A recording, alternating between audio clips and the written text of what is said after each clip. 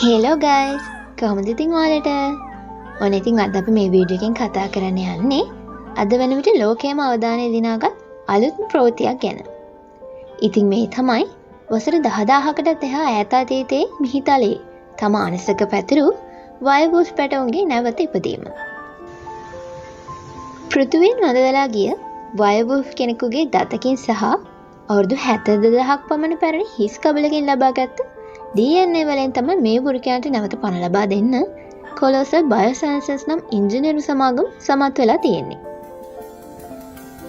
මේ සුදු පාට පැටව දෙන්නගේ නම් වෙන්නේ රේමස් සහ රොමියලස්. මෙයාලා ඉපදුනාට පස්සේ තවත් ගැහැණු සතෙක් එයාලා නිර්මාණය කරනවා. එයාගේ නම තමයි කලීසි.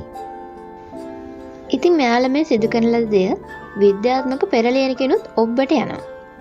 මේ විදිහට නැවත පණ දුන්නු වඳ වෙලා ගියපු සතුන්ගේ අයිතිය.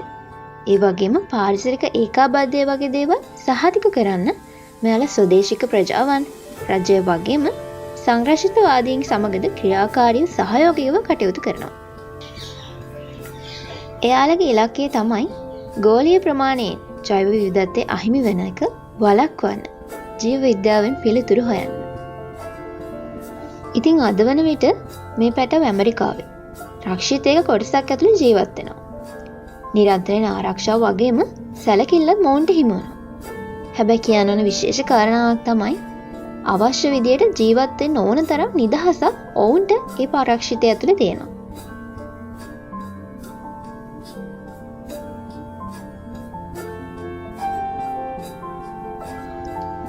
ඉතින් අද වීඩියෝ ගැන ඔයාලා මොකද හිතන්නේ? ඉතින් ඔයාලගේ අදහස් පහලින් කමෙන්ට් එකක් විදියට අපිට වන්න අමතක කරන්න එපා. එහෙනම් අදට අපි ගිහින් එන්න.